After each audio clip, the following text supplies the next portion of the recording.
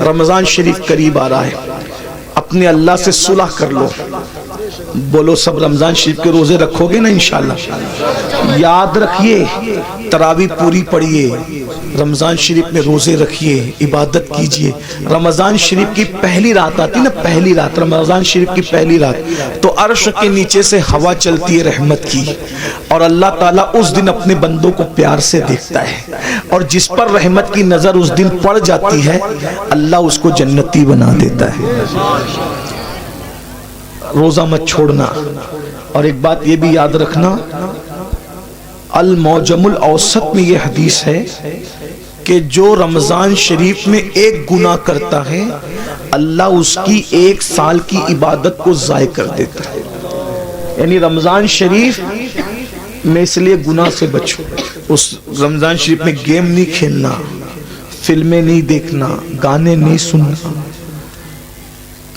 آج کل تو لوگ افطار کے وقت بھی واٹس ایپ پہ لگے رہتے ہیں، اور وہ پتہ نہیں کچھ پاگلوں نے ایسے چینل شروع کر دیے کہ وہ چینل سحری کے وقت بھی چالو رہتے ہیں، افطار کے وقت بھی چالو رہتے ہیں. اچھا ٹھیک ہے بھائی، چینل تم چلاؤ، جو ہے وہ اس میں دن بھر تقریریں کرو، سحری افطار میں لوگوں کو رونے دھونے دو، عبادت کرنے دو، اللہ سے جڑنے دو. اور پھر ان چینلوں کے اوپر عورتیں بھی بیٹھی ہوتی ہیں، مرد بھی بیٹھے ہوتے ہیں، اور رمضان ٹرانسمیشن چلتا رہتا ہے. وہ کیسے بے غیرت مولوی ہے جو عورتوں کے ساتھ افطار کے وقت بے پردہ بیٹھتے ہیں؟ کوئی ان کو روکنے والا نہیں، کوئی ٹوکنے والا نہیں، عورتوں کے ساتھ بیٹھتے.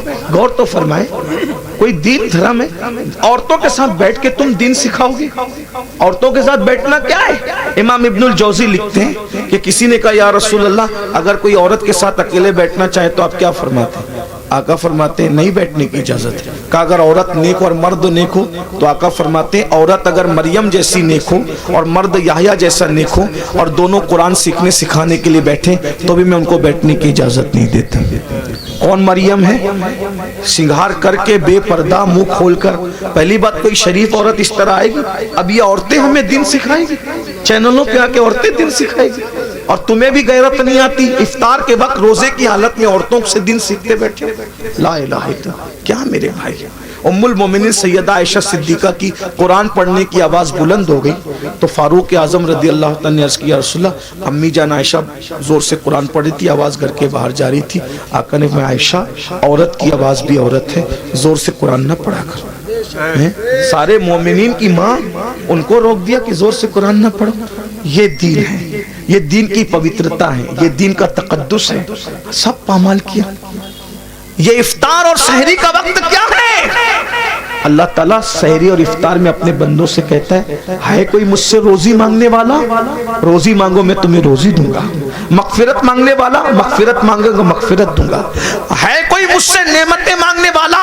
میرے بندے مانگ، میں وعدہ کرتا ہوں تو جو مانگے گا میں تجھے عطا کروں گا. کیونکہ یہ رمضان ہے، سحری اور افطار کا وقت ہے، مجھ سے جو مانگا جائے گا میں عطا کروں گا. سال بھر لوگوں کے دروازوں پہ دستک دینے والوں، اللہ کی رحمتیں تمہارے دروازے دل پہ دستک دیتی ہے. مان کیا مانگتا ہے؟ اس وقت تو نہیں مانگتے، پھل کاٹتے رہتے، ادھر ادھر باتیں کرتے رہتے، بھنکس بازی کرتے رہتے، واٹس ایپ پہ لگے رہتے، فیس بک. میرے بھائی رمضان شریف کا فائدہ اٹھا لو. آقا فرماتے ہیں جس کو رمضان شریف ملے اور وہ اپنی بخشش نہ کروا لے وہ اللہ کی رحمت سے محروم ہو جائے، دور ہو جائے، اللہ کی رحمت سے دور ہو جائے. جس کو ماں باپ ملے اور وہ جنتی نہ بن جائے وہ اللہ کی رحمت سے دور ہو جائے. محفل میں درود پڑھا، محفل میں ذکر رسول کیا جائے اور حضور پہ درود نہ پڑھا جائے وہ اللہ کی رحمت سے دور ہو جائے. حضور نے جمعہ کے وقت خطبے کے لیے جاتے ہوئے منبر پر سیڑھیوں پہ قدم رکھتے ہوئے یہ دعائیں کی تھی اور آپ کی دعا پہ جبریل نے آمین کہا تھا. اس لیے رمضان شریف میں کوشش کرو روزے رکھنے کی. جو ایک روزہ چھوڑ دے رمضان شریف کا، صرف ایک روزہ، پوری زندگی روزہ رکھتا رہے، ایک رمضان شریف کے روزے کی فضیلت کو نہیں پا سکتا. اس لیے روزہ رکھو. کچھ لوگ کیا کہتے ہیں مولانا ہم کام کرتے ہیں، بیمار ہے، یہ وہ. یاد رکھنا روزے سے کبھی بیماری نہیں بڑھتی، کہ اللہ کے رسول فرماتے ہیں روزہ رکھو صحت مند ہو جاؤ. آج کی جو جدید تحقیق تو آتی رہے گی، لیکن جدید تحقیق کیا کہہ رہی ہے پتہ ہے؟ جدید تحقیق کہہ رہی ہے جتنا بھوکے رہو گے اتنا صحت مند رہو گے. یہ جو فاسٹنگ واسٹنگ کے جو چکر سب ڈاکٹر لوگ بیان کر رہے ہیں، یہ آج بیان کر رہے ہیں، میرے نبی نے 1450 سال پہلے بیان کیا۔ ایک مرتبہ ایسا ہوا، میری امی کی ہاتھ کی ہڈی ٹوٹ گئی، تو میں امی کو آپریشن کروانا تھا، تو میں گیا، تو مالیگاؤں میں ایک ڈاکٹر ہے، جین ڈاکٹر، وہاں آپریشن تھا امی کا، تو میں گیا، تو لوگوں نے بتایا کہ یہ جب وہ فنا ہے، تو اس نے اپنے کیبن میں بلایا، تو کیبن میں بلا کر کے بٹھایا، تو اس نے کہا اپنے جو اس کا دواخانے میں جو بندہ تھا اس کو بلا کہا کہ پانی لاؤ، چائے لاؤ سر کے لیے، تو میں نے کہا کہ ہم پانی نہیں پیئیں گے، چائے بھی نہیں پیئیں گے، تو کہا کیوں؟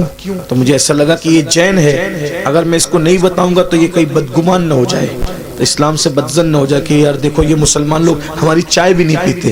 تو میں نے کہا میں چائے اس لیے نہیں پیوں گا، میں روزے سے ہوں۔ تو اس نے کہا کیا رمضان آ گیا آپ لوگوں کا؟ میں نے کہا نہیں، رمضان نہیں آیا ہے، ہمارے نبی صلی اللہ علیہ وآلہ وسلم کی سنت ہے کہ ہمارے نبی ہر مہینے کی 13، 14 اور 15 تاریخ کو روزہ رکھتے ہیں، تو ہم لوگ بھی روزہ رکھتے ہیں، ہر مہینہ ہم لوگ روزہ رکھتے ہیں رمضان شریف کے علاوہ، یہ ہمارے نبی کی سنت ہے، اور اس کی بڑی فضیلت ہے۔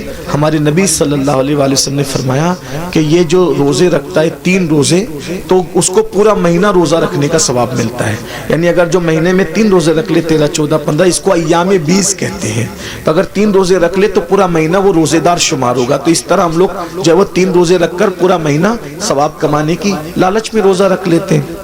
اس نے کہا سر میں آپ کو ایک بات بتاؤں، یہ آپ مجھے ابھی بتا رہے ہیں، لیکن ہمارے علم اور نالج کے مطابق اگر مہینے میں کوئی 3 دن اس طریقے سے 12 گھنٹہ بھوکا رہ جائے نا، تو اس کو زندگی میں کبھی کوئی بیماری نہیں ہو سکتی، کیونکہ اس کا پیٹ جو ہے اس کو راحت ملے گی۔ وہ بہت لمبی چوڑی اس نے سمجھانے کی کوشش کی، پھر اس کا سینہ بلغم سے پاک ہو، وہ بہت اس نے مجھے دیر تک سمجھایا۔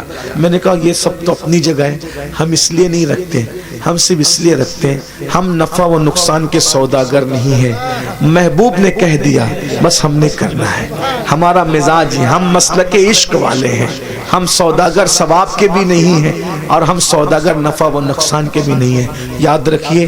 تو بہرحال اس وقت اس نے مجھے بتایا، تو میں نے کئی لوگوں کو بتایا کہ دیکھو غیر مسلم لوگ بھی روزے کے قائل ہو رہے ہیں، بلکہ اب تو بہت سارے غیر مسلم بھائی بھی رمضان شریف کے بہانے وہ روزہ رکھنے کی کوشش کرتے ہیں تاکہ فاسٹنگ کا فائدہ ان کو بھی مل جائے۔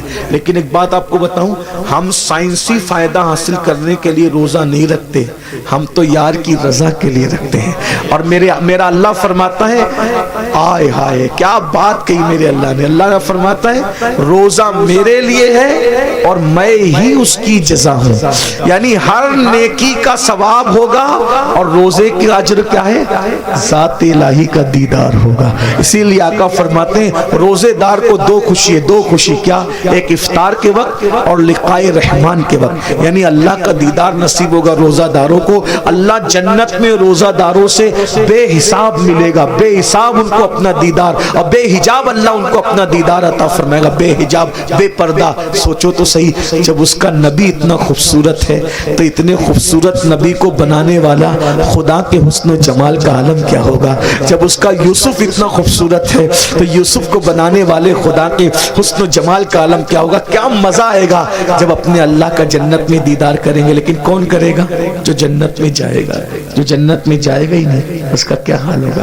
اس لیے توبہ کیجئے، توبہ کے دروازے کھلے ہوئے، استغفار کیجئے، اللہ کو منائیے، اللہ کو راضی کیجئے، اللہ سے صلح کیجئے۔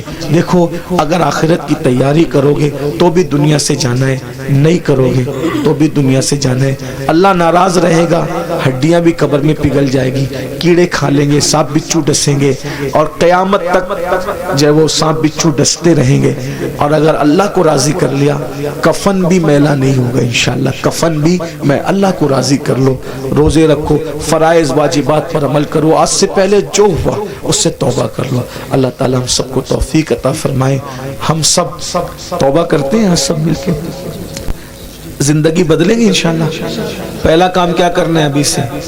نماز شروع کرنا ہے، کل سے نہیں، آج سے نہیں، ابھی سے۔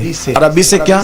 جب انیس المشائخ کا خطاب ہوگا اس کے بعد دعا ہوگی، تو جن کی عشاء باقی ہے وہ پہلے گھر جا کے عشاء پڑھیں گے، اور سنی سے العقیدہ امام کے پیچھے جماعت کے ساتھ نماز شروع کریں گے فجر سے۔ عشاء بھی پڑھو، فجر بھی پڑھو، اللہ سے دعا کرو، اللہ پاک آنے کی نیت کرنا میرا کام ہے، اپنے کرم سے بلانا تیرے کرم پر ہے۔ دیکھو وہ ضرور بلائے گا، نیت کرو، سچی نیت کرو۔ اگر سچی نیت کر کے فجر میں سو گے نا، کتنے بھی تھکے رہو گے، آدھے گھنٹے بعد بھی تمہاری آنکھ کھلے گی۔ جب ٹرین پکڑنے کے لیے آنکھ کھل سکتی ہے تو نماز کو جانے کے لیے آنکھ کیوں نہیں کھل سکتی؟ بس بات اتنی ہے، ٹرین کی اہمیت دل میں ہے کہ ٹرینیاں چھوٹ نہ جائے تو آنکھ کھل جاتی ہے، تو نماز چھوٹ نہ جائے تو بھی آنکھ کھلے گی۔ جب انسان ایگزام دینا ہوتا ہے نا، تو ایگزام دینے والے بچوں کو نیند نہیں آتی۔ جب ایگزام کے لیے دنیا کی کامیابی کے لیے اٹھ سکتے ہو تو آخرت کی کامیابی کے لیے بھی تو اٹھ سکتے ہیں نا۔ جس دن نماز کی اہمیت پتہ چل گئی اس دن انشاءاللہ ہمیں کسی کو اٹھانے کی ضرورت نہیں پڑے گی، ہم خود اٹھیں گے۔ آئیے سب مل کر سادات کرام، علماء کرام، ہمارے انس میاں صاحب کی بلا اور بھی سادات علماء موجود ہیں، بڑے بڑے علماء موجود ہیں، ان سب کی موجودگی میں ہم سب مل کے اللہ کی بارگاہ میں توبہ کرنے پڑیے۔ استغفر اللہ، دل سے پڑھیں، اس کی طرح بنی اسرائیل کے جو شخص نے ندامت کے ساتھ توبہ کی اس کی طرح پڑھیے۔ استغفر اللہ، استغفر اللہ ربی من کل ذنب واتوب الیہ، لا الہ الا اللہ محمد الرسول اللہ۔ آپ نے توبہ کی، حضور کے قول کے مطابق ہمارا ایمان ہے، جو توبہ کر کے کلمہ پڑھتا ہے وہ گناہوں سے ایسے پاک ہو جاتا ہے جیسے ابھی ماں کے پیٹ سے پیدا ہوا۔ اب آپ کے سب کے گناہ معاف ہو گئے، آپ نئی زندگی کا آغاز کریں۔ کون کون اللہ کی رضا کے لیے وعدہ کرتا ہے آج سے نماز پڑھوں گا؟ ہاتھ اٹھا کے ذرا اللہ کو بتائیں، اس کے فرشتوں کو بتائیں۔ سبحان اللہ، اٹھائیں، تھوڑی دیر اٹھا کے رکھیں۔ یہ بزرگوں کو، علماء کو، اللہ والوں کو گواہ بنائیں۔ ماشاءاللہ پڑھیں گے نا انشاءاللہ۔ اللہ تعالیٰ، یا اللہ ہاتھ اٹھانا ان کا کام ہے، ان اٹھے ہوئے ہاتھوں کی لاج رکھنا تیرے کرم پر ہے مولا، سب کو نمازی بنا دے۔ السلام علیکم۔